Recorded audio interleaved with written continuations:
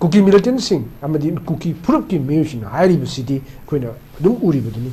अखोइना नोंमै काफ लेपयादी लान लेपयादी लान से लेपगदी अखोइगी पामलिबा मखोइगी पामलिबा हाइतारेनको मोइगी डिमांड सि फंगमंगमोइ अदुना मसी असुमक चथगदबनी हैना मखोइगी मरक्ता हाइनबसी अदुम मियामसो अदुम तारिबनी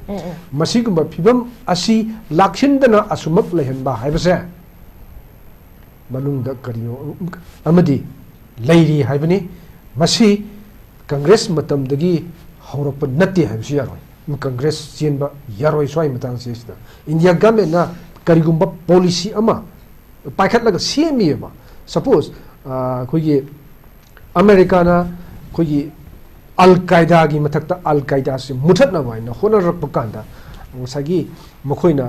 ऑपरेशन नेपच्यून स्पीयर एन अमो पाइखटलेबको पाइखटलिबा मागी ऑपरेशन से ममांगदा पालंबा खोगी प्रेसिडेंट अमेरिका की प्रेसिडेंट से अमो होंगतना हम खोगी डाई पार्टी सिस्टम निना अमना पाइत्रगदी अमना पाइखर मतमदा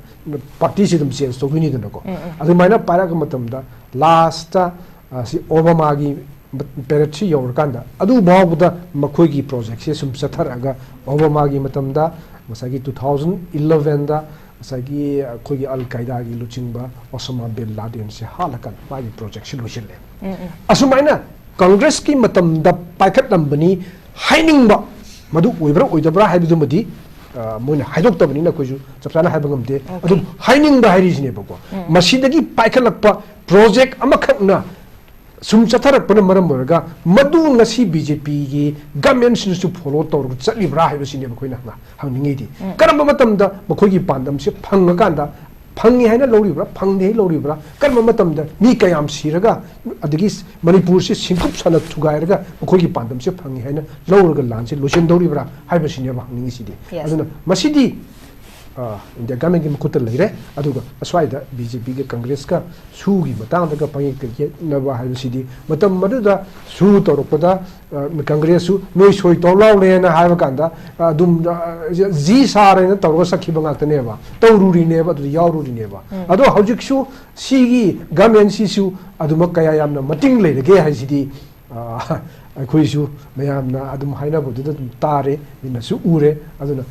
मसीदा अखोइना दु यामना आशा तौनिङाइ लेतेना ai सुमाइन थमसे सेंटर द लाक्सगी ओजा खोगी सु सस्पेंशन ऑफ ऑपरेशन सु साइन तौना की बसे खोगी ममादा सुदम पंजाखरे 2005 ता हान तौरा कांदा 8 ता मु तौबनी मतम दुदा खोगी मागी कादर सिंह दा पिरि बसे खोगी मी अममदा लिसिंग मरी मरी अदुगा 2017 दना अमुक लिसिंग अनि हेंकला कांदा लिसिंग तरुक पीबने अदु इतारदी मसीदा सुगी ग्राउंड रूल दा पले बसे खोगी दाबंग किमना सो हाबी खरे खोगी मी अमम पर्सनल मी अमम की मागी अकाउंट दा पीगदमने तोंगाना जबुन ओइन पीबसे यादे है अदु इतारगदी हौजिक पीरिबसिदी खोगी क्रोर तरुका किनो लाख 18 पीरिबसिदी खोगी सुमदका की मी अनि है तारे खोगी ललेकुंग अमदी जोस्वा हाइब अनि सिगी मिंगदा HDFC बैंक की खुदांग दा पीबने अदु इतारगदी मसाइसुदी सुगी ग्राउंड रूल से थुगारबरा है क्वेश्चन अमसु लाइबने दुगा मसिदा स्टेट गवर्नमेंट ना खोगी सुमाइना सुगी ग्रुप सिंगसिदा सेल पिशली बसिना करी करम एजेंडा लाइबना हा क्वेश्चन ने ओजा कमाइ थमिनी सुगी मतंग सिनी यामना सयतनबा मसी फावबदा मेन मानम इता तादना सुम लेरकपस yes ngасai adum haibigre 2005 tagi कोई मणिपुर गवर्नमेंट से याहोंदना सू तोनरे 2008 ता मणिपुर गवर्नमेंट याहोले मदु कदाय भावबदा स्टेक होल्डर मोइना ngसागी मागी मोच पिरिबगे नका यामना चावना शेयर से लौदना वरी साना रिबगे हाबिसिमसु यामना अरुबा मखंगे हाइते मदुगी मतुंगदा अमुक मणिपुर गवर्नमेंट ना सू से ब्रोकेट तौगदबनी हाइदना मणिपुर की लैंगा की माइकेदगी मसी विड्रॉ तौग्रेना अमुक हाइर विड्रॉ से तौग्रबा मतुंगदा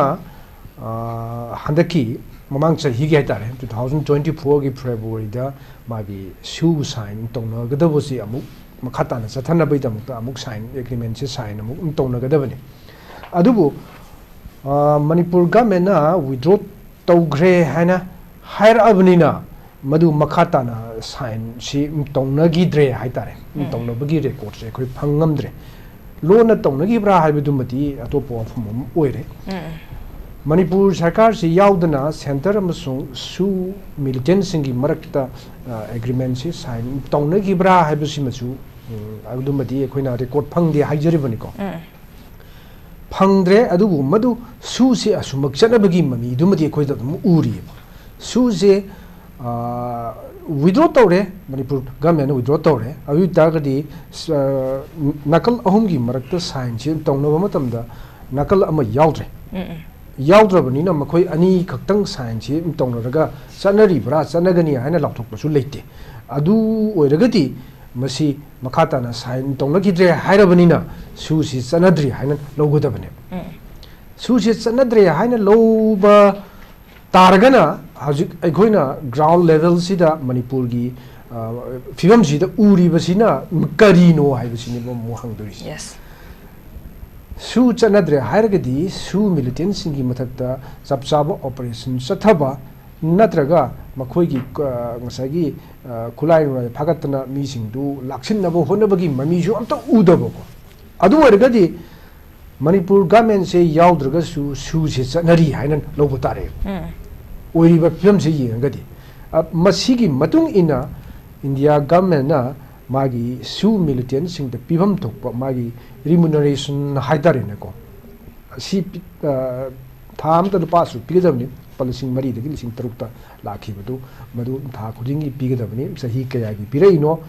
ममांगदा 2022 की इलेक्शन ममांगदा अमुक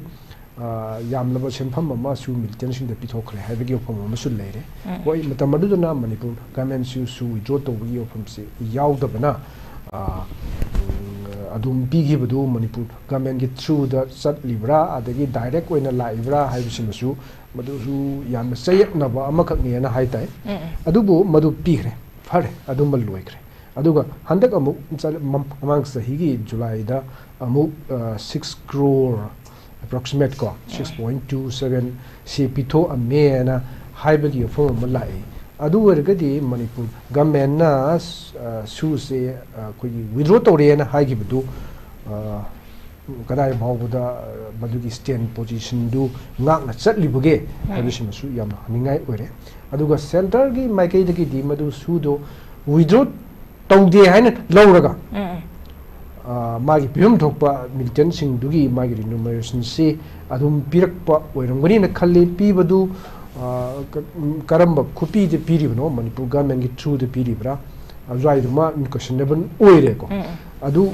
अमसिदी गवर्नमेंट अदुम मतंगी मतुना मागे फंदोफम थोकबो सिंदोफम थोकबो सिंदोर कनी हाइबगी थाजबसु लै एनीवे मसी पैसा से पीरिबसिदा पीरिबा खुपीदुसु अमुका कोई चयतनबा हाइतारे मियोय अनि खक्ता अतमनना मखोगी लुचिंग सिंग ओइब्रा मदु ओइबा ताबनी मदु नतना हेक्ता पीबदी ओइरमोय अदु ngsaigi ISPC द पीरिबा सिना सु मिलिटेंट कुनमंगा रोम लेबसी लोइने रिप्रेजेंट से ISPC तौब्रा मंगो माखत द पीरगा याब्रा हारिबा पर्टिकुलर ngsaigi कादर सिंदुगी मखोगी बैंक अकाउंट चंगदबनी ना हाइबा मागी रूल्स टू लेजरगसु मखोगी लुचिंगबा सिंगी थ्रू द सपोज लेरिबा कुनमंगा दुगी लुचिंगबा अमम लखलगा मखोगी कादर मसिंग क्या लै अदु ताटी नखोगी रुपा सुक तारे हाइबन सिंबा अदोमदा खल्लगा पीब्रा मदु पीबा ओइरगना ISPC खक्तंग पीबसी करी ग्राउंड दा पीबनो मदु अतोपदा पीबगी रेकॉर्ड टुदी फंगहौतबराना हाइबसिनेबा लाखदोरिस्ते अतोपा कम्युनिटी खुसिगी UPF की अदगी केनो केनेगी लैरिबा मागी ग्रुप सिंदुगी मनुंग यावरिबा मयाम कंपोनेंट हाइदारे मिलिटेंट ग्रुप सिंदो अदुगी तोंगान ग्रुप अमम खक्तंग खाइदो पीब्रा हाइबसिनेबा याम हनिंगाय ओरिसि मयक सेंग सेंदबा तौरिबसिदा चयकना सिनबा हाइबम खंगदबा हाइतारे मदुमदी याम चावना लेरेना हाइनिंगी मसी पीबा मतमदा अखोगी मणिपुर गवर्नमेंट ना कनागी थ्रू द कनादा हक्थेंगना करम्बा अकाउंट की पीगिबनो हाइबदुदी मसागी अखोगी कांग्रेस की प्रेसिडेंट ना हाइफेट कनागी प्रेस मीट दको हाइफेट ती पल्ले अदुबु मदु यामना हेन कुपसिन थिगटपगी तंगाई फदबसु लेदिब्रेन खल्लेबो पीरीब खुपीदु मागी ग्राउंड रूल्स टू लेगांगनासु ngaibra su militant singna ground rule du ngaktabdagi adugi mathakta government su India government su Manipur government su madugi rule du keep tawrga satrabra habigi yamna singnaba chark chahingnaba yam mong ta da ba haitare amadi leirabagum na ure masi matam sana sum tho hoba matam sana semdo hobagi tangai phadaba leire miyan su masi matang di yamna concern oiba adi matam sina ko adi su militant singi matang se miyam de yamna yam hangnaba wahong amakhak neba cherak sida sumaina sumaina sigumba phibam amada akhoi paisa si piki haiba targadi Manipur government na su withdraw tawkhre na haibasi amuk hanjin grabra makata na musi agreement se sathabada Manipur government su yakrabra haibasi neba hangduridi adu Manipur government gi khutsungaw yawdana center na direct oina ngasagi su militant sing system gi remuneration si pibani na haiba wafam ama oiragadi maduna atop ama oire na haitare adu ritagadi masi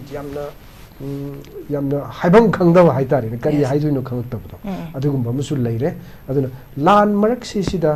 paisa pishanba adagi kari kari mating pangsinba mayam ama lei haidana miyamna hainabasi masi chumobra haibagi wahangduni hojik laise lan manung sida kuki militant singna akoigi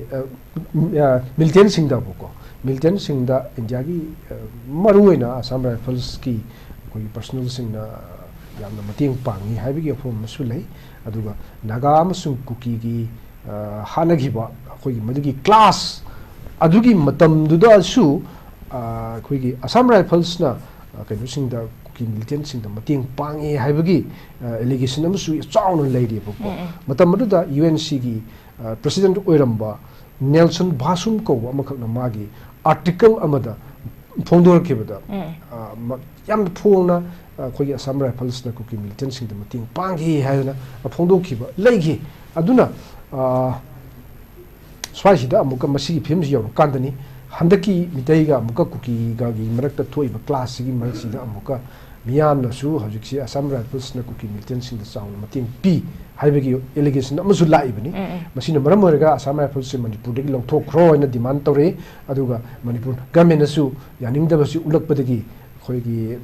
company khara Assam Rifles ki company khara longthoga apanda salangi bubudi laigre adu makhata na asigumba mayam ama lakpa targadi miyamna soidan maki pendabasi yam ka hana phongdorkani aduga Manipur government gi matak tasu pendaba se lakpiya pendaba pudi hanade su pendaba se adum leirabani adubu madu makna khoigi yamna nikpa haibudumuti oihide adubu asigumba pibo ama congress na sira iba degi hoi phongdore iba sirakpa maral sirakpa na haidraga su ko phongdore iba wafam sida government gi makedigi masi yam clear oiba picture ma miyam da on bam thoina khali karigi karamba through de kanagi kadai degi lakpa senpamna hairiba pasasing du pigibno adu masi pide haibasi gam ngamgadoribra haibasi sim chobot wanga makhakni adu miyamna di hojik si mayek sim wafam ma pame Manipur government na hojik susi withdraw sapsaram tawgrena hairaba matung da sigama phimam lakpasi karino haibasi singdofam thoi aduga suje hojik makhata na Manipur government yauna sanari ba sanadabra haibsum sumiyam sayana ba ma phawri base masi ki matang da su khoi mari lena ba authority na singdofam thoi na swai thamjaga okay am ngai se khoi gi su gi matang da ngasi faw da leiri ba chay na ba se khoi gi prajamiyam da leiri ba chay na ba sing se leitana ba gi damak da khoi gi mari lena ba authority na su khoi phong da form thoi aduga su abrogate taw khre hain assembly da tham khra kan da khoi gi hauzik su sign tonari ba group amada sumaina yamna ba senfam pitho ambasina khoi gi su se tasena lawthok khraba lawthok tribra amung nongna amuk sign tonaraga leirabra haiba question se miyam da samam nabam leiri bani maram aduna khoi gi mari leina ba singna khoi gi chamam nari ba si yamna tuna clear oi nabagi damak ta seng to form thoi haba funduni ai mathang laksagi oza auji dabang kim na su election gi matang su habet panbi kre ko 2017 gi election amadi 2019 gi lok sabha gi election da ko gi BJP na ko gi su sign toraga leiba ko ki militant group sing sida ko gi masal moi gi masal power shi na ki bagi mata 22 gi state assembly mikhal da su shi na ki bagi mata if kaigumba masal power se mo ko gi season ram taraga dim khoina hojik political demand tora ibase mukhogi masal power shi na ki baduna political demand se torok ngamba oidori bra have question amaga duga loshela ko da khogi hojike lairiba khogi su gi matang da jay nariba se khogi dum nakal ani makta dum hunto hunjinde dum taunaraga di lairibani laksu laibani adubu animak na responsibility lofam di thokta bra have question ni loshela ko da za kamai thambini yam dure manipur gi hojik oi phim sida yamna akoina pamidi yamna puksel sengba lainga kamasung luching badune ba pamis madumak na targadi irang si adum problem si adum khara adum sathaki do manbagi phim duni lerise hek hobadagi hona akoigi luching basingsi masi jum puksel sing sing tabadona miyamna uba haitare masina madugi thoning da mayam su tholei madugi mamisu jum sauna tare sugi matang swai si naina dron da lakre suji magi ground rules adagi kari ki damakta su torom libno adagi kari gi sigumba phimo amta laibno kai haibsi yam kanna miyamna su dum naina graba adum miyamna su adum ikhang khangaba haitare adugumba makhang ada masigi matang sidadi wangang do busi koyi ikairpa haitare adugumba mlei maramdi hunari ba congress amasung BJP gi maraksida su koina hangini di kaya amna pujil ching rage sine khanga hainingai sidi ko sai su agreement tonora me congress na ni mo hai adagi congress na amuk ngasagi masi tuon mani masi na moina mai juram badi ngasi sigi piram si yogai ni adagi amuk congress na mo hare BJP na lotion ba hita to ini khoi matam da silar mani sugi matang si sini adum sengdok nei adum tai adubu yam luri di makoi ani maksidi manipur da pan khiba congress amasung BJP lenga hojik leiriba asimak haraga su sidi kaisumta haijabangam da bagi mowong do ni da leire sidi masagi hek hobuda hainagi badu 2005 ta suji manipur government yahondana su tawri adu su tawba hachi adu no yarke da yaro ra nawa logdi du ne ba aduna sigumba phibam da suji sa tharambani adu gi matung da 2008 ta yaw da bagi taw da bagi manipur lenga he no ju la o signatory mo oi la ko yahon bagi mowong du ne bleis adu masi leigraba matung si sida adum center na magi policy amgi makhada satharakpa sugi thoksil sida manipur government na am sangna ba jahi singsi chummi lali se karimta haidana dum lakhre adugi matungda kogi BJP government se la kan sida su se withdraw tawre manipur gi wena haidi nakan ahum gi tripartite le sida nakan na amakhi oina khoi handoe khoi toroi khoi ga su toroi Myanmar digi jangsi lakpa mioi sing na semgat pa adugum la long lup sing duga su toroi haibani asmai tawdana su je tawdana leira kan sida handoe na leire adubo handok pagi mami di tadre sigi phibam ji yor kan sida hojik pali bo lengak sina su kari gi su gumba phibam amada sarak chahing na yo phibam amda kari gi lehelli no haibasi center da haibangam da bagum tawi aduga lengak sisu hojik siu kogi PR ga manaba phibam amada leibasina kari tawduino masidagi akoi miyam na kari asa tawduino haise simadi yam mayek sengre haitare masida aikoina sigi pali lengak singsina aikoida masi hajik yamna sauna kudong sadaba thohaliba wathok sing asi losin mangam dorira habsimasu yam achoba wahang am oire okay ada hajik yam lai sida kari haini yamna kudong charoidaba phibam mayam amasu koi u phangineba aduna yamna hairuduna kanadi haibatai masidi aikoi miyam da leire koi miyam sina लौरक्प फिरेप्तुदा अदुमक government सिजु चटकनी न खल्ली मरुद सत्तबा हाइबसिबिटी ओइथोय मरमदि माबु पारा तंबीब ngambase मियाम ने मियाम सिना लौरक्प decision दुदा सोइदन मकी चटकनी अदु हौजिक मकी ओइनदि ओइरिबा फिबम मसिददि अखोइना दिल्लीना नत्रगा मणिपुर लेंगाकना कनबीगनी हाइबसिमदि उदेदी मखोई तौम थोप तौब याबा मानब मालहनब खर मखैदि अखोई उरी अदुगा मसिगी सांगलबा सुगी हिस्ट्री से लाप मतमदा इंडिया गवर्नमेंट सु मिलिटेंट सिंगसे मतम सांगना सिजिनदुना लाखरे हाइबसिमदि या मयक सेंगे लम कयादा हाइबा तारे लमदुसु मियाम लोइनमो खंबिरबनी अदुगुम लम कयादा मखोई सिजिनदुना लाखरे मसिदा मखोई दमक्ता करिगुम खर तौबीगे हाइबगी वखलोनसी इंडिया गवर्नमेंट लेबरा हाइबसिनेबा हजि यामना हंगनरिबो वाहंसिदि ओके मदुना मरम ओरगा मणिपुर थोकलेबे इरांगसि लुसिनदबरा कुकी मिलिटेंट सिंग अमदि कुकी फुरुप की मेयुसिना हाइरिबसिदि खोइना दुम उरिबदुनी अखोइना नोंमै काफ लेपयादि लान लेपयादि लान से लेपगदी अखोइगी पामलिबा मखोइगी पामलिबा हाइतारेनको मोइगी डिमांड सि फंगमंगमोय अदुना मसी असुमक चथगदबनी हैना मखोइगी मरक्ता हाइनबसी अदुम मियामसो अदुम तारिबनी मसीगुम फिबम असि लाखिनदना असुमक लेहनबा हाइबसे मनुंगदा करियो अमदि लैरी हाइबनी मसी कांग्रेस मतमदगी हौरप नत्ते हाइबसी यारोय कांग्रेस चेंबा यारोय स्वाई मतंग सेसिदा इंडिया गवर्नमेंट ना करिगुम पॉलिसी अमा पाइखटलगा सेमिएबा सपोज खोगी अमेरिका ना खोगी अल-कायदा की मथक्ता अल-कायदा से मुथतना वाइना होनरप कांदा ngसागी मखोइना ऑपरेशन नेपच्यून स्पीयर एन अमो पाइखटलेबको पाइखटलिबा मागी ऑपरेशन से ममांगदा पालंबा खोगी प्रेसिडेंट अमेरिका की प्रेसिडेंट से अमो होंगतना हम खोगी डाइ पार्टी सिस्टम निना अमना पाइत्रगदी अमना पाइखर मतमदा पार्टी से दम चेंज तोगिनी दनको अदुमाइना पाइराग मतमदा लास्ट सी ओबामा की पेरेट्सी यौरकांदा अदु बावदा मखोगी प्रोजेक्ट से सुम चथरगा ओबामा की मतमदा मसागी 2011 दा मसागी खोगी अल-कायदा की लुचिंगबा ओसामा बिन लादेन से हालकन मागी प्रोजेक्ट से लुचिले असुमाइना कांग्रेस की मतमदा पाइखट लंबनी हाइनिंगबा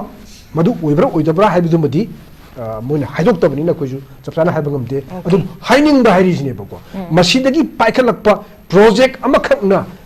सुम चथरकपन मरम ओरगा मदु ngasi बीजेपी की गवर्नमेंट सिनसु फॉलो तौर चलिब्रा हाइबसिने बखोइना हंनिंगेदि करम मतमदा बखोगी पांदम से फंगकांदा फंगी है लौरीब्रा फंगदे लौरीब्रा कर्म मतमदा मी कयाम सिरगा अदगी मणिपुर से सिंकुप सन थुगायरगा मखोगी पांदम से फंगी है लौरगा लान से लोशन दौरीब्रा हाइबसिने हंनिंगिसिदि अदुना मसिदि इंडिया गवर्नमेंट की मुकुट लेरे अदुगा अस्वाइदा बीजेपी के कांग्रेस का सुगी मतंगदगा पंगिक के नबा हाइबसिदि मतम मदुदा सु तोरपदा